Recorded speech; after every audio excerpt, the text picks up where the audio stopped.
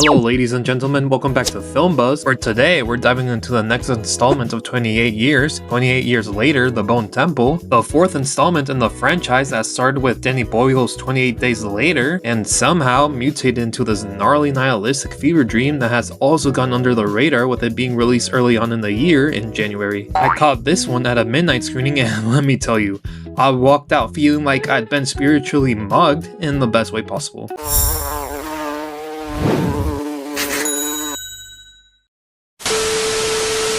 So, what's the deal this time around? We pick up right after where 28 years later left off. Spike, our young protagonist, is now trapped in the clutches of a cult named the Jimmys. And no, I'm not joking, every member is named Jimmy. They wear tracksuits, bleach blonde wigs, and worship a guy named Jimmy Crystal who thinks he's the son of Home Lake. Yeah, it's that kind of movie. Spikes is forced into a knife fight inside a drained water park pool, and that's just the opening scene. From there, it's a descent into madness, bloodshed, and some of the most disturbing cult rituals I've seen on screen in a long time. Let's talk tone. Director Nia Da Costa does not play around.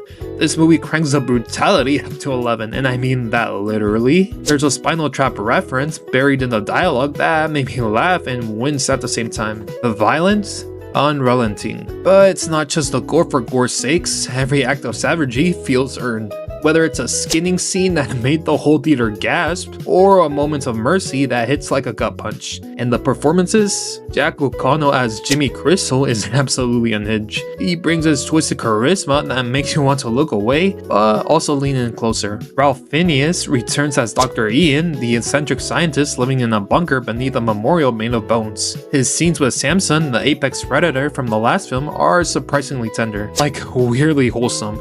It's the kind of dynamic that makes you forget you're watching a movie where people get their brains scooped out. Visually, The Bone Temple is grimy, lo-fi, and claustrophobic. The camera work echoes the handheld chaos of 28 Days Later, but with more whip pans and jagged cuts that make you feel like you're trapped in Spikes' head. The sound design? Top tier. There's a scene where Spikes' cries echoes through the empty water park, and it legit gives me chills. Also, shout out to the Duran Duran needle drop. Didn't expect it, but I loved it. Okay, real talk, this movie is not for the faint of heart. It's bleak, like beneath the Planet of the Apes level of nihilism, and while that works for the story, there were moments where I wished for just a little more breathing room. A joke, a hug, a sandwich, anything. Also, if you're new to the franchise, you might feel a little lost. This one assumes you've seen the previous entries, especially 28 years later, and doesn't waste time catching you up. So, is 28 years later The Bone Temple worth your time? If you're into brutal philosophical horror with cults, chaos, and characters who bleed for their beliefs, absolutely. It's a savage sequel that expands on the mythology without betraying it.